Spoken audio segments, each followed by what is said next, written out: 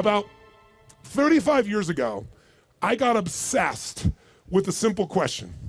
What makes the difference in the quality of people's lives? What makes some people leaders and other people followers? What makes most people talk about a dream and never follow through, and other people, just a small percentage, kick ass, take names. You can throw any obstacle at them, they find a way to break through. What's the difference? And when I first grew up, I grew up very poor financially. I grew up in a very tough environment. When I met my fourth father, I said, Mom, I'm confused. I was confused because I always loved people, just my nature. But when I was in high school, I was not the most popular kid in school. In fact, the most popular kid in school treated me like hell. He was so vicious and mean, I thought, what makes that guy popular? So it made me obsessed to want to know why people's lives turn out so differently. And my first answer, growing up poor with no great role models, was, well, some people are just lucky. They grew up in a family where everybody loves each other and they stay together. You know, some people are lucky. They grew up in a family and everybody's educated, and so they work hard to educate their kids. Or some people are lucky. They grew up in a family with lots of money, so they have resources to travel and learn and expand and do whatever they want. And as much as I wanted to believe that story, that some people are just lucky, that they had a better family, when you pay attention and you're even slightly honest with yourself, that story doesn't hold up, does it? Because when you look around, what happens to people that were truly given everything and they don't have to work for it? What happens to the person who's born and they got total love and support from their family? They have total financial abundance. They don't have to worry about it whatsoever. They got all the great education. What happens to the majority of those? Not all, but the majority of those people don't build any muscle. They're not hungry because everything was given to them, so they don't have any hunger that could give them drive. Which if you ask me, Tony, what's the single most important key to success above anything else? It's not talent, it's not skill, it's hunger. If you get enough hunger going in you for an answer, you'll find the answer. If you get a hunger enough inside of you that says, I gotta take things to a next level, I gotta achieve, I gotta make a difference, I gotta expand, you will find the answer. People's intelligence will expand if they got enough hunger. But if you got everything and you're not hungry, you're not gonna have much. Look at the pathetic people you read about in the rag newspapers who were given everything. And as a result, what do you find out? The majority of people that are given everything, you find them living in rehab. They've been getting everything else and they're going in and out of rehab for drugs or alcohol or something else. And then you find these people that life seems to have stepped on. You know the kind of people I'm talking about? Life has kicked them in the face. They've experienced tremendous injustice. Nothing has been fair to them. They've been abused mentally, emotionally, sexually, spiritually, whatever. And very often, those are the very people that most of us are inspired by, who achieve levels that most people never dream about and who touch society. For example, what would you guess would be the future for a child if I described their background? Because most people think biography is destiny. What you've been through determines who you are. And most of us, if we're not succeeding, can tell everybody the stories of why we're in that place. But it's much more fun to tell people where you are today in spite of what happened in your life. That's a much more interesting story, isn't it? But if you look around, what if a person's story is this? True story. A person's born and their father's not there as a baby. Their father left before they got there. Their mother is going to raise them and their mother's 13. A child being raised by a child. If that's all I told you, what would you predict the future of this child would be good? Real positive, uplifting, expansive, powerful, influential, or concerning? Concerning. What if I said this 13-year-old mother didn't know what to do with this baby and was overwhelmed, so she gave the baby most of the time to her grandma, who had lots to deal with? And what if I told you, with grandma not noticing, before this child was 13, she was sexually abused more than 3 times by different people in family and friends? Now, a little baby being abused, a child being abused. What's the future? Doesn't look too bright, does it? What if I told you at 13, when the baby turned 13, this baby became exactly like her mother and became pregnant as well? Followed exactly in her mother's footsteps. What if I told you at 13, when the baby arrived, the baby was stillborn? The baby died at birth. What would that do to an adult mom having a baby, much less a 13-year-old child? What if I told you the kid went a little crazy with her behavior, got so outrageous and out of control, they put her in an institution, but fortunately the institution didn't have enough beds, so they couldn't keep her there more than a few days, and they finally released her to a man who claimed to be her father, who she'd not met. By now I'm sure you figured out whose story this is. Who is it? This is Oprah Winfrey's story. Oprah Winfrey went through all that we just said, plus she was African American at a time in the US when the President of the United States was not African American, and when many people in the US did not judge people by their character, they judged them by their color based on nothing whatsoever. This woman has become one of the most influential people in the world, females on the planet, and that's her story. So the reason is, whatever story you're being told about the economy, whatever story you're being told around you, you have to be so aware not to buy into a limiting story. Either someone else telling you that or you telling yourself that. And I'll tell you something, it's gotten worse as the years gone by, and I think the US has been the leader in it, and I'm not attacking my country, it's interesting what's happened in my country in the last 2 decades. Some of you may be old enough to remember 20 years ago when things started to change, because America likes to export their stories. So I think many of you, if you're around then, can remember there was a story of 2 young men who killed their parents in Los Angeles. Their names were the Menendez brothers. Does anybody here remember that story, the Menendez brothers? Keep your hands up so I can see a sense. Yeah, quite a few of you can remember the story. If you didn't know the story, it's about these 2 young men. They killed their parents, their mother and father, at point blank range with a shotgun, murdered them in cold blood. But when they went to a jury trial, the jury couldn't decide. They admitted they did it. They admitted it. But they said, but our parents were abusive. And so the jury literally was deadlocked. It took 2 jury trials to convict them. Now, all because they were abused. Well, many people are abused. They don't kill their parents with shotguns, right? See, if you and I are going to be successful, we're never going to get it by blaming somebody else, including God. People say, I'm poor because God wanted me poor. I'm fat because God got me fat. No, you're poor and fat because you sit on the couch and watch TV and eat Cheetos all day. It's not God's fault. So what I'm suggesting to you is you and I have to come up with a better story, a story that can make things work. So now I want you to tell me the truth on something here.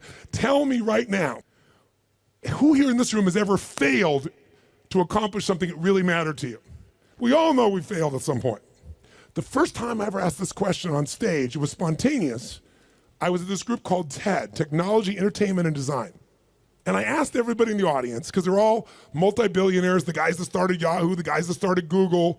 It's this really unique group of people. And they're in this darkness.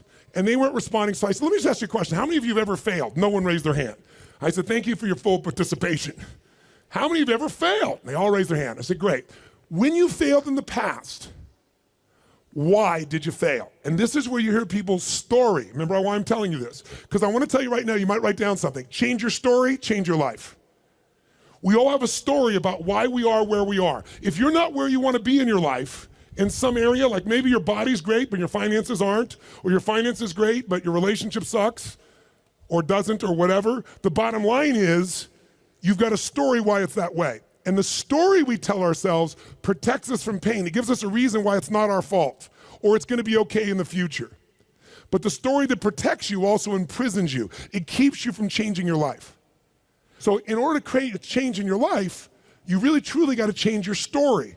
You got to shift your story. You got to find a story that's going to empower you, a story that's going to strengthen you, a story that will push you beyond anything you've ever done in the past. So the story most people have, and that they had at this TED piece was, I said, why have you failed in the past? Didn't have the money, didn't have enough time, didn't have the right resources, didn't know the right people, didn't have the right contacts, didn't have the technology. Some people said we had a lousy leader. The leader said I had lousy people. Right? Isn't this stuff that people tell you? And then in the darkness, I heard this voice say, I didn't have enough Supreme Court justices.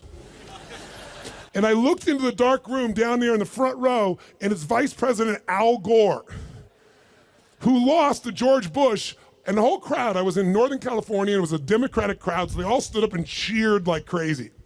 And when they're done cheering, I just stood there and I said, that's one way to explain why you didn't become President of the United States. You didn't have enough Supreme Court justices. But I might suggest there might be a different reason, and everybody was like quiet, going, what's he gonna say? And I said, let's look at everybody else first. Those of you who told me you don't have the money, you don't have the time, you don't have the education, you didn't have the right people, didn't have the right skills, didn't have the right technology, you didn't have the right Supreme Court justices, or enough of them. I would submit to you, you've all told me the reason you failed is you didn't have the resources. Time is a resource, money is a resource, technology is a resource, knowing the right people is a resource. And I said to the audience, here's my experience working with the most successful people on the face of the planet, athletes, presidents of the United States, multi-billionaires. Here's what I know from them. Resources are never the real problem. A lack of resourcefulness is the real problem. I'll say it again. Lacking the resources is not the problem. Lacking resourcefulness is the real problem. What I mean by that is very simple. The ultimate resource is human emotion. What starts wars? Is it logic? Hell no, it's emotion. What makes you get married or get divorced? It's emotion. What will make you stay up all night, work to build your business? Emotion. What will make you give up? Emotion. If you don't master your emotion, if you don't become resourceful, then you're gonna think the problem is resources. Because I'm here to tell you, every great person I know didn't have the resources, but they got them because they're resourceful. And what that means is, if you're creative enough, creativity is an emotional resource, can you find an answer to the problem, yes or no? If you're determined enough, can you find the money that you don't have? Can you find it, yes or no? If you care enough and get other people to care with you, can you get them to help you, yes or no? If you are bold enough, if you're strong enough, if you're disciplined enough, can you get yourself to do things other people cannot find a way to do, yes or no? See, the ultimate resource is resourcefulness. And I tell you that, my friends, because I grew up with no resources, but I became very resourceful, and that's why I have the privilege to be with you today. And I said, so are you, Mr. Vice President? I watched you speak last night, and the previous night he'd spoken to this Who's Who crowd, and he had spoken on the inconvenient truth. And it was the first time he did that speech that they made into a movie. And he was so passionate. And you never saw him passionate, but he was passionate. He grabbed everybody. People liked him, people didn't like him. I said, listen, let me tell you something. You said you didn't have enough Supreme Court justices? Here's the truth. I watched the debate with you and Bush. I wanted to vote for you, but I couldn't. There wasn't any energy. There was just ego there. I said, I watched those debates. I said, if the guy that was up here last night was the guy in those debates, you wouldn't need the Supreme Court justices. And the whole crowd went berserk. They started clapping, standing ovation, and he came over and gave me a little high five and said, you're right. And we became good friends out of it. And people came to me afterwards, the guys from Kleiner Perkins, multi-billionaires, they took me to dinner and they go, we've all been thinking that. No one would ever say that. How could you say that publicly? I said, because it's the truth. They go, yeah, but no one said it. And guess what? The truth is, I don't care where you are today. I don't care if you're totally broke and getting here was a huge stretch for you. If you can find the hunger inside of you and you can remember, I don't need resources, I need resourcefulness, that'll get me the resources, then anything you dream about you can make real. But the minute you forget that and you come up with a story that goes, I don't have the money, I don't have the time, I can't do it, it's too far away, that's what's gonna kill you. Change your story, change your life. And we all have a story because we're afraid, all of us, to fail. We're afraid to not look good. We're afraid to be disappointed. We're afraid to get our hopes up. But the only way that you get courage, courage means you're afraid, but you do it anyway. It's not courage if you're not scared. And so there's gonna be people talking here the next few days or today that they're gonna give you some great strategies. Whether you do it or not is not gonna be based on your ability. What you're capable of is amazing. What most people will do is disappointing. It has nothing to do with the content of what needs to be done. It's everything to do with the mastery of your own states. So here's what I believe. My passion is not just get up and talk. My passion is get people to rewire themselves.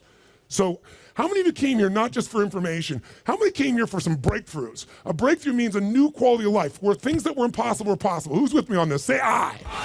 So let me give you 3 keys to a breakthrough. Any one of these 3 can give you a breakthrough.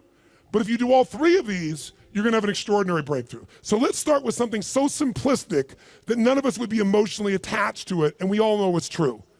And let's take a symbol in society. All over the Western world, including Australia, and you guys are a bit better than America, but not by a whole lot. What's happened to societies, Western societies, in terms of their health and fitness? Now, I don't know the current numbers here in Australia, but I'll tell you how bad it is in the US. I know you're slightly better than this. 1/3 of Americans are obese now. 1/3. Literally 60% of Americans are overweight. Now, I want to ask you a question. Is that because the strategies required to losing weight are so complex that it's just completely overwhelming? Is that why, yes or no? No. However, if you have the wrong strategy, you're guaranteed failure, even if you're motivated and driven and excited. Is that fair to say? Like, I can remember a few years ago when on the cover of Time magazine was a diet called the Atkins diet. And it said, I don't remember the exact number, I think it was 13% of Americans, the largest number ever, were all on this diet. Now, if you knew anybody who was on the Atkins diet, of course you'd lose weight. First, the number of calories you took came down, but second of all, you ate such an acidic diet that you literally had to pee on a stick so you wouldn't go into acidosis. And if you ever smelled the breath of someone on that diet, you wanted to stay as far away as you humanly could be. Now, that's not too hard to figure out, that if I gotta pee on a stick so I don't go into acidosis, and my breath is this bad, this may not be a sustainable approach to losing weight. But everybody did it. So if you have the wrong strategy, it's not gonna work. So let me give you 3 things in reverse order of importance, okay? Reverse order, least important first. If you want a breakthrough, one of the things that give you a breakthrough is a strategy. A new strategy could change everything. Does that make sense? A new way to do something. If you come up with the right strategy, it could save you a decade. It could save you 5 years. And one reason to come to a seminar like this, in my opinion, is to gather up as many strategies as you can. And what I wanna do in just this short little time I have with you is see if I can give you some strategies that'll give you breakthroughs in whatever you wanna go after. Some real quick strategies that really work. What is a strategy? It's a specific way to do something that if you do it that way, you get the result every time. Let's think about a strategy like a recipe. If you know someone's recipe and they took 25 years to figure out how to make the perfect chocolate cake, and you're not a baker, but you got their strategy, you got their recipe, how often can you get the same quality of chocolate cake if you follow their recipe, if you follow their strategy? How often will it work? How many times? Every single time. That's the beauty of a strategy. So there's gonna be a lot of strategies available to you here during this course. I'd be listening and find the strategies that appeal to you most. But I'd submit something to you, my friends. I'm a strategist. I'm a business and life strategist. I'm always finding the little thing that'll change it all. I'm obsessed by it, and I filled up my events with them. But I know something about strategies. You can give someone the perfect strategy, and they can still not do it. They can even know it's the right strategy and still not follow through. That's why the problem in our society is not a lack of strategies. If I said to you right now, okay, we gotta lose weight, and we're in downtown Brisbane, and we were to walk 10 blocks, how many places would we pass within 10 blocks that could help you to lose weight, for example, or get fit or get strong? How many? In fact, you don't even have to get up out of this building to learn how to lose weight, because today, God forbid you were gonna get up and walk, you could just pull out your iPhone or your iPad or whatever phone you have, and you could download 10 books right now that you'll never read, right? On how to do it. Maybe you'll start reading the first one, and then you'll get a little text. Oh, what's the text say? And you won't read the rest of the chapter. How many trainers are there in the Brisbane area that could get you fit and strong? Are there plenty, yes or no? Yes. So, is it a strategy problem, do you think? No. So don't get me wrong, I believe strategy is invaluable, but strategy without the next 2 is basically worthless in my experience. You know what to do, but you don't do what you know. But the right strategy versus the wrong strategy is critical, and why don't you make a note of this, really important. You have to do the right thing at the right time. I'll give you an example in my country. Buying a house, right thing to do. In my country, 2007, wrong time. If you bought a house in the United States in 2007, right now you're upside down anywhere from 30 to 70%. 70, in places like Las Vegas, they're down 70%. I have a friend that had a $10 million home, just sold for $3 million. That's why, my friends, I'm a student of seasons. That's why you have to understand and become so incredibly bright and aware as to what's really going on. So when someone tells you the strategy, you go, is that really right now? Because they'll show you a strategy that worked. The question is it working now? You want someone who's done it and is doing it.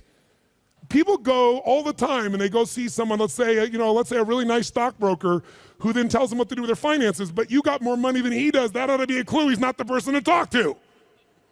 People go to psychiatrists all the time that are taking antidepressants for their depression, and they wonder why they don't get better. I mean, we're weird this way. I'm telling you, if you're gonna get a strategy, you better get somebody who's doing it, someone who's getting results. Now, strategy, is it critically important? Even though I beat up on it, is it still a huge advantage with the right strategy, yes or no? Yes. So what's the second thing? The second element, though, that affects whether you're gonna use the strategy or not is the story you tell yourself. Does that make sense? Because if your story is, I'm big boned, or I've tried what? I've tried what? Everything. If you tried everything, you'd have the answer. Right? But when people say I tried everything, what does that do? It makes your brain go, see, I've tried everything. There's no reason to try anymore. It's not my fault. I'm just big boned. I just have low metabolism. right? It's just, I've always been this way. And by the way, people's stories are often true, but they're not effective. It may be true that you have low metabolism. It may be true that you're big bone, but that's not why you're fat. It's because you're doing nothing to change your metabolism. Make sense? Or I don't have a relationship with a great man or great woman because all the good ones are gone. Or they're gay and I'm not, or I'm gay and they're not, something of that nature, right? Isn't that a common story people tell themselves? And what does the story do? It kills your hunger, it kills your drive, it gives you a reason not to face the discomfort. We've all lived in a society that has trained us since we're this tall now. Most of you, by the time you're 21, saw 2 million commercials and had to instantly get out of pain. Instantly out of pain. You know what the problem with getting out of pain is? It takes away the purpose of drive. How many of you know somebody who takes antidepressants right now and they're still depressed? That's because they have the same story. Even though they change their biochemistry, the same story brings them to that lousy place. If your story is, I don't have the resources, that story is gonna kill your future. If your story is, I can get any resource I want, if I find a way to add enough what? Value to other people's lives, then you can get the resources. It's so amazing. I don't know, because in Australia you don't have a lot of places to go. I know there's a few, but how many of you in this room ski or snowboard? In skiing or snowboarding, if you take up the sport and you get on a really vicious hill, what they call a black diamond hill, there's edges where if you don't stop, you go to the edge and you'll die. And what happens is when you're brand new and you're starting to skid out of control, most people slam themselves on the ground and try to hang on to the hill for dear life. And those are the people that will never master skiing or snowboarding, because they let their fear of the edge push them down. The person that goes, I'm gonna dig in, I'm gonna work even harder, I'm gonna carve. It's scary as hell, but I'm gonna stay with it. They learn to carve. Those are the people that have skiing or snowboarding be something they love for the rest of their life. Your story is everything, my friends. And by the way, I'm not lecturing you, I'm sharing with you because I've learned by my own stupidity. That's the only reason I can share this. But you change that story, you'll change your life. Give up the story that limits you. It may even be true. You may have ADD. You may have been abused as a child. It may be true. But that story is not why you don't have great relationships or a great business now. You don't have great relationships or great business now because you're so afraid of trying and failing, you keep telling that story instead of taking action. Third key, the most important key. Because by the way, if you come to somebody and they go, well, I'm big bone, and they go, that's just your story. They're going, I'll show you a story, I'll beat you to a pulp. We have to do this to ourselves. But if you are gonna help someone change, including yourself, you need the third element, it's the most important element, and that is you need the right state. State, or Australians call state. State. If you're gonna have the right state, then what you have to understand is your state determines how you think and feel, right? How many of you in this room can remember a time when you got really angry at somebody? Do you ever notice when you're really angry at somebody, suddenly you remember everything they've ever done? Because when you go in that angry state, it makes you take the parts of your brain that relate to a story that supports that state. On the opposite, how many of you in this room can remember a time in your life when you fell head over heels in love with someone out of your mind? How many can remember a time like that? Say I. It's been a long time for some of you. Is that all the, make the sound of head over heels in love. Go ahead, make the sound. Is that short-lived for you? Let's try this. Ever been so head over heels in love you couldn't stop thinking about the person, you wanted to make love to them every moment, you're just dreaming of them, you felt them wanting you, you wanted them, you're out of your mind. Make that sound. What does that sound like? Go ahead. Much better, much better. See, in the beginning of a relationship, when you love somebody, what will you do for them when you love somebody? What will you do? Anything. If they say, would you take out the trash? You go, take out the trash. Right? But after 7 weeks, 7 months, or 7 years, or 70 years, somewhere in that range, something clicks different in you and they go, could you take out the trash? You go, what do I look like, your janitor? And they go, I don't know what it is. We used to have so much passion. Where did it go? I'll give you a clue, write this down. If you do what you did in the beginning of the relationship, in the end of the relationship, there won't be an end. If you do what you did in the beginning of the relationship, in the end of the relationship, then there won't be an end. How long have you two been together? A year. 20 years from now, there'll be no worries for you two. He's got his arm around her. They're snuggling, they're connected. They're in the middle of the seminar learning and they're totally connected. Do what you did in the beginning of the relationship, at the end of the relationship, there won't be an end. It's so simple. That's the difference in state, isn't it? Because when you go in a different state, you come up with a different story about your partner, and then you use different strategies that aren't very good. If you're in a great state, great story, great strategies, you tend to maximize. Is this helpful?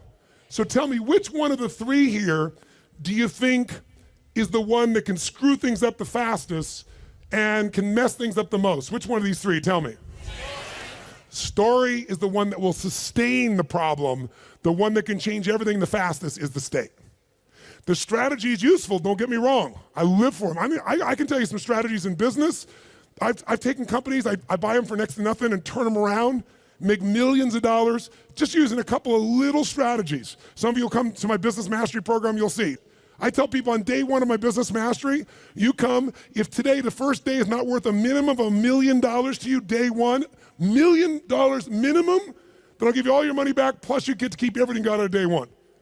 It's only a 4-day program. My clients are like multi-billion-dollar companies. We've helped turn around HomeX, the largest home builder, to give you an idea, in Mexico. They credit us in the last 2 years to $750 million of increases from what I did with them. That's their words, not mine. Or taking a chiropractor who's got 3 people and doubling his business in 6 months. I've done that with strategies. Simple business strategies where if you don't know the strategy, ignorance is not bliss, ignorance is poverty, ignorance is pain.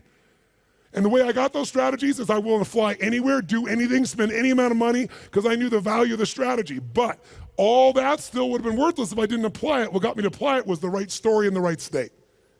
If you want to change your story, first thing you got to do is change your state. Does this make sense, yes or no?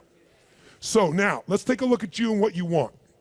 If you and I want to say, why do people's lives turn out differently than other people? We can come up with one word and I can show you where it is. Decisions. Write down decisions, not conditions, determine my destiny. Decisions, not conditions, determine my destiny. If you look at your life and you look back on it over the last 10 or 15 years, I'd be willing to bet there have been some decisions that if you would have made a different decision, your life would be radically different today. Your relationships or your income or your happiness or your body weight. Everybody's got a story about how the condition affected them. But I can take you 2 people that went through the same conditions, and one person comes back from war and they kill themselves or other people, and somebody else comes back and they spend all their life working for peace. I can find 2 people that were abused as a child. One of them lives totally inside themselves, feeling sorry for themselves. The other one becomes somebody who has an incredibly passionate relationship because they're never gonna let anybody hurt who they love. Same conditions, different decisions. So when the economy that you're going through right now, it doesn't matter what the season of your economy is. What matters is the decisions you're gonna make. And let me give you the 3 decisions you're making every moment you're alive, including in this moment. And you see if it's true or not. First decision you're making right now, in this moment, every moment of your life, is what to focus on. What to focus on totally affects your life. Think about it. Whatever you focus on, you're gonna feel, even if it's not true. If you're focusing on, oh my God, you know, the economy's gonna go to hell, when you focus on like that, you're gonna feel like hell, and your decisions are gonna be hang on to what you got. If you're focusing on, everybody's scared to death, this is a perfect time for me to find an ultimate advantage, because during times of maximum pessimism is when you can do the best. If that's your focus, you're gonna find a different set of opportunities. Focus equals feeling, focus equals direction, focus shapes everything. What's the problem though? Most of us don't control our focus, we let the world around us do it, don't we? If you're gonna turn on the television set, tell me something. What does the news always try to do to get our attention? Tell us what's rosy and beautiful and magnificent? No, or find something that will jolt us. Which one? Jolt us. In the old days, today the news is in your pocket, right? It comes to you through your Twitter feed. It comes to you by being fed to, you know, for example, by text by friends or whatever. The news follows us. But to get our attention in a world where everyone's fighting for our attention, they're looking for a story to jolt you. In the old days, before you had news in your pocket, you walked by a newspaper stand, and if it said something like, headline at the top said, great weather this weekend, what did you do? Smiled, that's cool. Did you buy the paper? No, I'm not gonna buy the paper, great weather, I know what I need to know. But if the headline says, big storm coming, what happened? Boom, some money when that sucker you pulled out, you need to know more. So the news is so competitive today, 24/7, there's not enough news.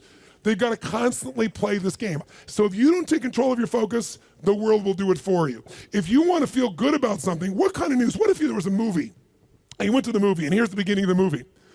The main protagonist, the main character, is cool, having a great time, physically healthy, strong, happy, great family, great finances, great everything. That's how it starts, okay? Second part of the movie, still good. Third part of the movie, phenomenal. End of the movie, everything's cool. Who's gonna go to that movie? What are they gonna say? That movie's the most boring what? Movie on the planet. So you and I, if we don't take control of our own focus, we let the environment do it for us because they're always looking to get your attention.